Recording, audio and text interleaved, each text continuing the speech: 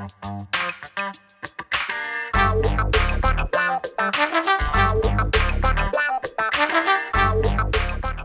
guys, Montel here, and welcome to this edition of Let's Be Blunt with Montel. My guest today earned his master's degree in public health and a doctorate of law degree from Washington University. Previously, he served as an in-house counsel at Green Thumb Industries, Inc., one of the largest publicly traded cannabis companies in the entire United States. There he worked across finance, securities, corporate governance, commercial transactions, real estate, M&A, corporate transactions, and social equity to assist the company's market expansion and business development activities. Today, he's a co-founder and chief executive officer of UMI Farms, a Chicago-born craft cannabis company. He's a recipient of the Clio Award for the Community Benefits Agreement with Nature's Care Dispensary, West Loop, and BCB Mastermind's Trailblazer in social equity. He's also a member of the board of directors of Chicago NORML and the Cannabis Equity Illinois Coalition, where he co-led the negotiation and implementation of the cannabis industry's first community benefits agreement. Akele Parnell, thanks so much. Welcome to Let's Be Blunt, sir. Hey, Montel, thanks for having me. Appreciate it. Absolutely, man. So thank you for being here. Look, tell us a little about where you grew up, what your first experiences were with cannabis. Yeah, for sure. So, I'm based in Chicago, but I was born in Birmingham, Alabama. I spent a lot of my time there before moving to Chicago. Cannabis in the Deep South, is something that is around. It's everywhere, but the penalties. Was that? So it's everywhere, but you got to find it. You got to find it, and finding quality is also hard sometimes, especially back when I was growing up and stuff. But it was always around, and so I didn't really become a cannabis consumer until around 15 or 16. But I remember the first time seeing it, it's probably like 9 or 10, and I saw like a whole bunch of weed on the table, stuff like that. And so anyway, to give it some context, being from the South, that the penalties for possession and things like that are pretty harsh. And so a lot of people faced with those consequences, those legal consequences of possessing the plant and things like that. So it's always, this sort of like unsettled, sort of nervous relationship with cannabis where you enjoy the plant, you don't understand, why it's, illegal and why it's so heavily enforced. But at the same time, it seems, relatively harmless otherwise. And so, yeah, so, I started smoking probably about 15, and then from there, it's still kind of expensive. Didn't really have the money to get it all the time, but, I kind of just fell in love with it from there. And then, just sort of went on with my life and stuff like that. Ended up coming back to it on the professional side a little bit later, but, I've always been around the plant and stuff like that. So, And so you left out of high school, you went to college, right? Yeah. So, yeah, born in Birmingham, ended up going to Auburn University for undergrad, had some friends that were, of course, like using and selling cannabis, stuff like that, just, get folks through college and things like that. So, of course, we're smoking in. And that was like probably the first time that I actually really started smoking on a regular basis. Because, as a kid, as a 16-year-old growing up in, I grew up in an impacted neighborhood. There's a lot of weed around, but, I didn't have the money to pay $60 for an eighth or whatever, in high school, stuff like that. I was spending all my money trying to buy some sneakers and keep up, as like a regular teenager. So then, at that age, friends have it, things like that. So, get it a little cheaper and stuff like that. And, just sort of fell in love with the plant. It connects. It's all about connection and connected with yourself, connected with other people, having a good time. And, so you consider yourself kind of like a recreational user through college? Yeah. On and off, not the entire time through college, but definitely beginning in college. And then really after college is when I started smoking like a lot more regularly. Yeah, you have a pretty impressive educational background. And did you go into the cannabis industry right out of college?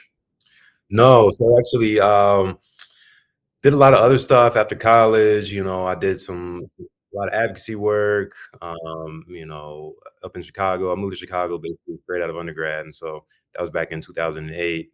And then from there, I ended up going to law school. I thought I wanted to be a criminal attorney. Saw what the war on drugs and the criminal justice system it did and criminalizing particularly Black men and Black and brown communities.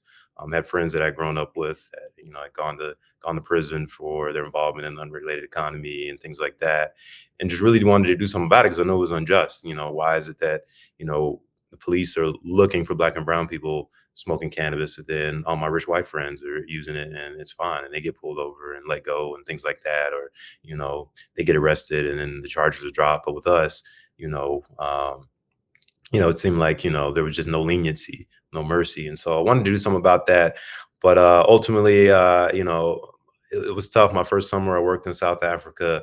And I actually saw the cannabis scene in South Africa when I was working there for my first summer as a lawyer, working for the public defender's office, basically, and Lawyers for Human Rights. But as soon as we get off work, we're like, hey, we got to go find some weed. So we actually ended up stumbling across this sort of expat cannabis South African based community. Where they had like these cool drum circles at this bar in Durban, and we were getting all that cannabis from there. And so even again, it was like just always there. So What um, people don't realize is that cannabis has always been on the African continent, has yeah. always been grown there. And as a matter of fact, there's a burgeoning legal cannabis business coming out of Lesotho right now and South Africa. Yeah, so I actually connected with those guys. I think we're probably talking about the same one. I think they have the largest canopy. Afro Helios, Oh, was that? company called Afro Helios. I think that's them. Yeah, I think Yeah, I can't remember I've his name. connected with them also. Yeah, Yep. Yeah, I think at MJ BizCon a couple years ago, and so yeah, I think they may have like one of the largest canopies in Africa or something like that.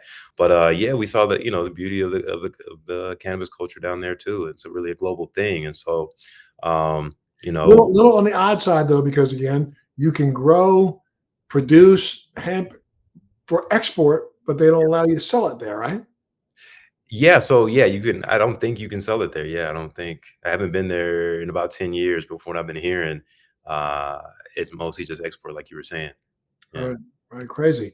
That must have. And so did that spark your interest in turning this into a business opportunity for yourself? No, so that took a little bit. That took a while. So I was doing that criminal law, and then just sort of realized that that was a little too heavy for me as somebody that comes from one of those communities to see Black and brown folks going in and out of prison and seeing what they had been doing. I worked on a few drug cases and stuff like that as an intern, and actually ended up pivoting and ended up in corporate law. Never saw myself as a corporate lawyer. I went to law school to do social justice work, but it's sort of common thing with a lot of lawyers is that. You end up working at firms for the money and stuff like that. I needed it, so ended Sure. up at a law firm doing M&A, securities, IPOs, all this stuff that my background was in history. I was a humanities person through and through, all about the advocacy and the community stuff. So this is my first time really being in a business environment like that. But I learned a ton, and so that sort of comes back. It's going to come back and dovetail with my journey in cannabis and where I am now, where I was working at a law firm. Definitely kind of hating it. Felt like I learned everything that I could have learned at that point. Been doing it for 3 or 4 years. Not everything I learned, but it's sort of like the learning curve is like this, and then it just sort of levels out. Right. And I got an email from a recruiter. You always get these emails from recruiters when you're at law firms about different jobs, going to this other firm, blah blah blah. And I heard about a cannabis company called Green Thumb Industries, and I didn't know anything about them. Never heard of them. Didn't even really know anything about the medical market. This is in Chicago. Um, but I did know that I wanted to be in the cannabis industry. I've been going out to Colorado after legalization. I think the first time I went was like 2015, 2016. I'd gone to Native Roots Dispensary and basically was like, man, this is incredible. I never in a million years being a Southerner, thought that I would ever see, weed legal in a store like an adult candy shop. So Mhm. kind of like just fell in love with the idea of being in the industry, in the legal industry with all these, you know, um, with the selection and never seen anything like that. There have been different delivery services I use and friends and stuff like that that had some good options, but I never seen it where you get like, hundreds or maybe even 1,000 different, products available right there. And so I was interested. Also had some other friends from the South that had moved out to California and got involved in the legal industry out there and started doing really good. They came from the unregulated market too. And so that sort of sparked my interest. And so then when I got that email, I basically was like, hey, this is my opportunity to get in. And one thing that I had heard about the legal industry is that there are very few Black and brown folks in the industry, Right. especially with leadership positions. And so I saw this as an opportunity. It's like if they open the door, I'm kicking it in, and I'm bringing other folks with me. And so basically just decided, hey, I'm going to get this job. And so I went through the interview process, met the founders, all that stuff. They thought I was a great fit. And so I came on and, did a lot of that market expansion work. In that stage where that company was going from a really small company to now one of the largest, most profitable cannabis companies in the country. And so I learned a lot. But along the way, one of the first things I noticed when I got in the industry and joined the company is like, hey, where's all the Black and brown folks? And so Right. I started trying to figure out where they were in the regulated space. I knew where they were, in the streets, in unregulated space, all that stuff. But where's our presence? Knowing that we had been so unfairly targeted and criminalized, we deserved a place in the industry. And not just cannabis alone, but the whole war on drugs had devastated and ravaged Black and brown communities. And so as we were moving towards legalization from medical to rec, I got involved in the policy stuff too. So I wanted to learn the business side, and I joined Chicago NORML to do the policy work. That's where I found my Black and brown community in the legal cannabis space. And so basically went from there and ended up getting involved in some of the legalization efforts in Illinois to ensure that the legalization law had strong social equity components in it, that it created real opportunities for Black and brown folks and folks from disproportionately impacted communities, people that had convictions before, and who had family members that had convictions. And Well, at that time, were you still working for that multi-state operator? yeah, I was still working at GTI. I was just doing the advocacy stuff on my own time, and also trying to push the industry forward internally, both there and seeing things that like, hey, I know my job is corporate counsel, but I have a lot of insight, a lot of experience on the social equity and this community stuff too. Here's some things we need to be doing, and so I started using that position as a platform to do that work, to do that social equity work too. And Um, is that what made you want to venture out then on your own, start your own company? 100%, 100%. Honestly, day one, I knew that I wanted to start my own company. Basically told the founder during the interview, he was like, "Where do you?" I think I can't remember the exact question. It's something like, "Where do you see yourself in 5 years, or what do you want to be?" and stuff like that. And I was pretty honest. I was like, I definitely want to start my own company one day. Um, yeah, so I tried to just learn as much as I could from the perspective that I had as an attorney. Wanted to learn more about the supply chain. I knew a little bit about cannabis, but I didn't know, you know, all the ins and outs of cultivation and processing and operations and all this kind of stuff. And so, anytime an agreement or a deal came through, I wanted to run and go talk to the people and like, tell me everything you know about, processing stuff like this or this machine or this, that, and the other, or this real estate, why this location, all that. And so then when it came time for the social equity licenses, I left GTI because I felt like, we learned a lot. We had grown from like, small company to one of the largest. Everybody knew who we were, things like that. And I wanted to work on that social equity stuff full time in addition to building my own business. And so, yeah, I left, actually started working on putting teams together, social equity teams, apply for licenses in Illinois, and then got a job doing full time, basically social equity advocacy in the in what I call the green spaces, but the cannabis industry and the green economy in Chicago. And so, that gave me another perspective and a set of experiences that sort of shape, where we are today as where I am today as the CEO of Lumi Farms. Lots of So tell me a little bit about your company. The company is called Yumi, and your brand lab is 11. Is that right?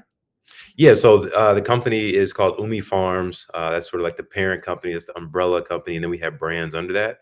So if you think about it, like to you sort of compare it to like another like an MSO, we're aspiring, black owned, black and brown owned MSO. You got Cresco, which is like a parent company. They also have a Cresco brand, but then they got High Supply and they got Good News and things like that. And so we're putting together this sort of house of brands. And at the top is Umi Farms. And so that's going to include dispensaries, where it'd be a retail dispensary brand, but also be a product brand. And so we have that. But the first You brand that you have your own dispensaries, or you are selling to dispensaries? Both. So we'll have our Yeah. own dispensaries, and we'll be selling to dispensaries. So we have a cultivation facility out in Rolling Meadows that's 66,000 square feet that we're in the process of building out. And then we'll have about 5 dispensary locations throughout Chicago when it's all said and done. That will be branded under the Umi Farm, the Umi retail brand concept. And so the first brand, though, we mentioned Lab 11. The first brand is the one we're super excited to launch, is going to be our extraction lab, and that's Lab 11. And so that lab is all about, bringing back that feeling of your first high. I remember the first time that, for some people, maybe they didn't enjoy their first high, but I love mine. And that's really where I fell in love with the plant. And I felt like in the process of legalization happening, commercialization, and all this stuff, that um, a lot of that feeling of, sometimes it's almost hard to describe, but the culture and the excitement and the sort of provocativeness of cannabis was getting lost with the corporatization of it. And it's just like, didn't even feel like the same sort of industry that I had grown to love when it was, quasi legal, medical, things like that. And so really, we just want to bring back that feeling of when we first fell in love with the plant, the sort of cool culture of cannabis that, we experience in Black and brown communities. And so we're exploring the nostalgia of cannabis and subcultures, the different subcultures in urban cities and stuff like that through our brand concepts. And what differentiates your products? I mean, what sets your products apart? Yeah. So what sets our products apart? So a lot of different things. I mean, one, our extraction lab and our team is pretty top notch. I can't talk about everybody that's involved, but just needless to say, they got about as good experience as you could possibly have. And then in particular, it's, a lot of Black and brown folks, but we want to be cutting edge in Chicago. And so we know folks in California on the West Coast, there's a lot of innovation with the products out there. And some of that is kind of slowly coming over towards Chicago and to the East Coast. But we have insight to that and experience out there. And so we're going to bring that product innovation to Chicago. So it's sort of matching that cultural and community connection, that sort of higher level design and brand concept with, really forward, innovative products. And so the first couple of products, though, that we're going to be launching is our liquid diamond vape, and our crushed diamond infused pre-roll. And then after that, we're going to be expanding the product categories into, packaged flour, really high quality flour, things like that. So. Wow. And how is the the Illinois market faring right now? The Illinois market is doing good. It's one of the healthiest markets in the country, at least for the businesses. I always look at it in two ways where, certainly when I go to the West Coast, it's like, the West Coast is probably the best coast for consumers, but businesses are definitely really struggling, in California and Washington and Oregon. But that's not so much the case. Not that everybody's just, crushing it out here, but Illinois is a really strong market. I think it's, one of the strongest, if not the strongest, for a business operator. And, there's pros and cons to limited licensing, but, it does sort of help protect, it does protect the market and sort of restricts some of that price compression, or at least slows it down, that you see in a lot of other markets. And so, and then the other big thing is the diversity of the market is on the way. So the market right now isn't super diverse, but it's getting more and more diverse every day. The first round of retail licenses went to predominantly Black and brown owned firms. A lot of folks are definitely struggling to get off the ground. It's expensive, all that stuff, but there's an opportunity for us to have a real stake, a meaningful size stake in a really, really strong market in cannabis, which you haven't seen in other markets in the country. So. Are you guys white labeling any other products, or are you doing joint ventures with other people? What are you doing? Yeah, we're looking at it. My grower has his brand, Chicago Kush. It's his legacy brand that he'll be bringing to market. So excited about that. It's not exactly a white labeling deal, but, looking at a couple other options, mainly just, it's got to make business sense and stuff like that. But I certainly want Umi Farms to be a platform for other brands that represent the cultures that we want to have a voice in the industry and be able to bring their products and their take on cannabis. And so we're looking at those kind of partnerships. And how has the cannabis industry impacted Illinois, let's say economically? Ton of tax revenue. I think the governor and the state is pretty happy with it. Sales are, not increasing every single month, but I think annually they continue to increase. Third, well, at least Chicago's the third biggest city in the country. That's where I'm based, and so there's a ton of revenue that's there, and and a good portion of tax revenue, I think it's about a third, somewhere 20% to a third of it goes to reinvestments in the communities that have been disproportionately impacted by the war on drugs. And so, literally, the more cannabis you buy in Chicago, the more money we have to reinvest and redevelop our communities. Wow. Now, you co-led the negotiation for a community benefit agreement. What does that agreement entail? Basically, a community benefits agreement is an agreement between really the community or like an entity that's representing the community, a community organization or something like that, and a developer or business. And it basically outlines their commitments to the community in terms of jobs, reinvestment, and things like that. And so this concept, we came up with this in the beginning of legalization when the first dispensaries that were going to open were going to be, and this is not to bash them, but it's just only white-owned dispensaries for the most part. Dispensaries owned by people that, hadn't been, unfairly targeted by the war on drugs in a city like Chicago. And a lot of folks from the community felt like that wasn't right and that wasn't fair. And so if that was going to happen, they needed to commit, if they're going to be able to open these stores first before we even got a shot, they needed to commit to hiring folks from disproportionately impacted areas. They need to commit to supporting expungements and to providing opportunities for career advancement in the industry. You don't just want to come in at a bud tender and then 30 years later, you're still a bud tender, unless that's what you want. And so we outlined all those commitments, engaged with all these companies, and sort of used the power of the community and advocacy and engaging in the sort of local political process to get these community benefits agreements in place. And fortunately, the first one we got a really strong partner. It's a company called Nature's Care that saw what we were trying to do and saw how important and historic this could be, and signed on and is partnered with us to open their store. They went and got a social equity operator, which actually I became a part of, which was the only Black or brown cannabis business operator for about 2 or 3 years, I think, in the market until recently. We had some other dispensaries open up, and so we actually ended up also, having some rare operational experience in Illinois that other people didn't have that looked like us. Wow.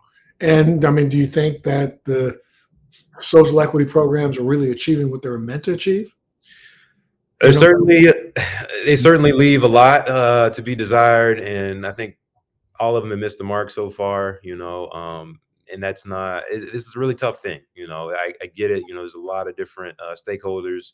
There's the legislature, there's governors, there's the people. There's different communities, and about American politics. It's tough to get things done, and so no social equity programs that I've seen have really accomplished what they've intended to. But I feel like we're getting better every time. I've seen the rollout in New York, been involved up there too, and so definitely really proud of what Illinois has done. Got a lot of work to do, a lot of ways that we can improve it, particularly with access to capital. That's the biggest thing. It's one thing to get a license. It's another thing to get the money to actually use that license. And so New York is trying to tackle that. And so, I'm hopeful. Are you in New York now? No, right now I'm actually in Vegas. No, I mean, as your business in New York. Yeah. So yeah. So my partner and her family won some of the first dispensary licenses in New York. And in New York, the first dispensary licenses were prioritized for people that had cannabis convictions. And so our team's basically a family-owned team. Is my partner, her father and her brother had cannabis convictions, and so we won 2 of the first few dispensary licenses in New York. And so excited to get those off the ground too. So, what are some of your goals that you want to achieve over the next couple of years? Yeah, so the goals that I want to achieve over the next couple of years, number one is to build a dope brand with top tier products. It's Black and brown owned and led. I think that'd be really impactful. In addition, want to launch all these dispensaries, and so definitely, we want to have a big impact and footprint in New York. Want to have a big, retail footprint in Chicago. And we want to make a little history and stuff, just by being ourselves and and and loving the plant and connecting people with the plant in new ways. So ultimately, that's my goal. Sort of like a, a black and brown owned MSO. I want to be another one. Right. Definitely been encouraged by Viola, some of the other ones out there. I know those guys and love it, and we want to do the same thing. And I mean, do you see over the next couple of years, this thing, the whole idea of social equity kind of, you know, I have not seen this. I think right now the number of African Americans participating in a management level in this industry is less than 5%, right? hmm Yeah, yeah. I mean, I think latest numbers I saw was like 2% or something or less. Hopefully, it's a little higher. I hope it's 5% now. It may be, Mhm. but yeah, it needs to be a lot higher than that. Thinking about Chicago, it's about a third, a third, a third. I want to gloss over any groups, about a third white, third, Latino, and about a third black. And the industry needs to at least reflect, I think, those demographics, those basic demographics, but probably a little bit higher because of the impacts of the war on drugs. It's got to be about repairing harm and creating opportunity where it's been taken away, because so much money and wealth has been extracted from our communities in the war on drugs and this war on cannabis, and so we need to put that back in there. And it's got to be a concerted effort. And you're like you said, you're trying to build a MSO that's minority owned, which is going to be a big leap in this industry. And I wish you well and hope you get this done. But right now, would you consider yourself a craft cannabis business? Yeah, 100%. We're a craft cannabis business. We How do you see that coexisting with these mighty multi-state operators? I feel like, we can coexist. We definitely are coming in to take a little revenue, and stuff, but that's fine. And, I sort of look at it like the beer industry, like I love a Miller High Life, but I also love my craft beer. And, we need a diversity of products and brands and voices at the table. And so we're going to bring that. We want to bring that care and attention to the plant that maybe you can't bring when you have 100,000 square feet or something massive and you have this huge thing. And in addition, we can do stuff with the brand and connect with the community and things like that in ways that are different, because we really come from that. And so I think that's important too. Well, when you see the look ahead and think that maybe the Fed's going to change its stand on cannabis, how do you think that's going to help or hurt social equity programs? Because I mean, I think if this becomes federally legal, I mean, the Fed's going to try to figure out some way to make sure it shuts the door on the access to people of color. Yeah, federal legalization can have a lot of unintended consequences. There's a potential good things, upsides. Banking reform makes it easier to access banking. Potentially, you can get loans for it, but we already know there's a lot of lending discrimination in any industry. So I don't even necessarily think that access to banking is going to move the ball forward for social equity entrepreneurs necessarily. Certainly, when it comes to like capital and accessing capital, especially with the way the capital markets are right now. Um, but 280E, getting rid of 280E would definitely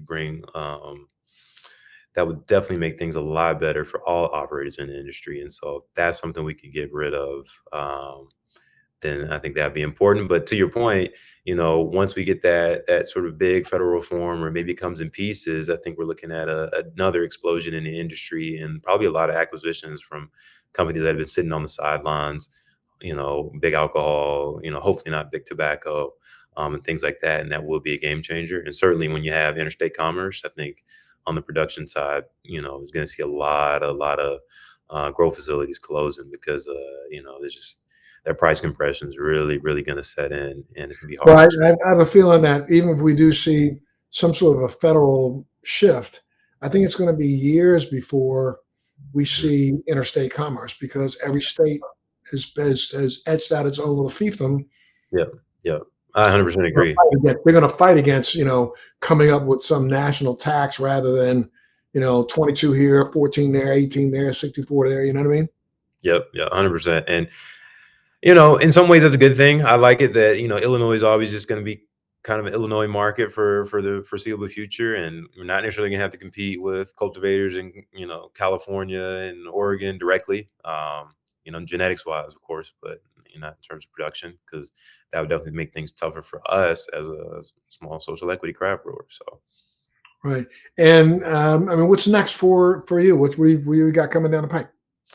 Yep. So we're going to be launching our store hopefully by the end of the year. Our first store will be our flagship store, which we hopefully will be opening in Lincoln Park. That's the location that we've got, and getting it through zoning. And so, super excited about that and launching that Umi retail brand. Then Lab 11, we'll start having products in stores, maybe by the end of this month, but then definitely by next month. And so, we're excited there. It's just like, it's about to become real. Once you get product to stores and you open your doors on your first dispensary, it's like, man, we're really in this. We really did it. Yeah, I mean, you're right. I mean, it's exciting. I just literally I launched my brand in Mass. I'm about to launch my brand in Georgia here within the next 2 weeks, and it is really exciting. Once you walk into the dispensary, you see your product displayed, Mhm. side by side with somebody else's product, and you realize that people have been picking yours over others. It makes you feel pretty good. It's got to be a good feeling, man. Congrats on that, and I can't Yeah. wait till I'm in a similar position. So, Well, I'd love to come in and continue some conversations with you because Illinois is a state I like to get into myself. absolutely, yeah, and definitely if you're ever in town or something like that, reach out and show you around, and we'll have some product and stuff so you can check it Sure out. thing. Absolutely, my friend. Well, anything else you'd like to share? Oh man, no, I think that's it. I appreciate you having me on the show and this opportunity. And I've been a fan of your work and been watching you since I was a kid. So it's cool to finally met you and be on here talking about cannabis. I definitely would have never thought that. So Absolutely. Well, thank you so much, my friend. And appreciate anytime you want to come back and let us know how you guys are doing, we'd love to have you, especially once you get launched and up and running. it. Yep. Maybe we'll come in and do a live one from you or do a Oh, live podcast from you. yeah, that'd be great. For sure. Well, thank you so much for being a part of Let's Be Blunt with Montel today. And if anybody want to get information about what you're doing, what are your stats? Throw them out there. Yeah, so check us out. It's Get Lab 11 on Instagram. The website is the Lab 11 LAB the number 11.com. Check us out. Me, Akele J on Instagram. That's mainly it. We're on Instagram. And so, if somebody now is rec in Illinois, so Yeah. you can come in, anybody traveling through, tourists can come in and find your shop, right? Yeah, for sure. I mean, pretty much any shop in Chicago within the next 2 to 3 months or so, we should probably be in. So You'll be there? Okay, my friend. Well, great. Good. We'll be looking for your products and really good to talk to you. And again, you're always welcome back here anytime you want. Okay. awesome. Appreciate that. Absolutely. Thanks for being a part of Let's Be Blunt with Montel. And thank you so much for tuning in to Let's Be Blunt with Montel. Thanks for joining me on Let's Be Blunt with Montel. Please make sure you're subscribed and hit the bell to be notified when new episodes post each week. We'd love to hear your feedback also, so please send us your comments.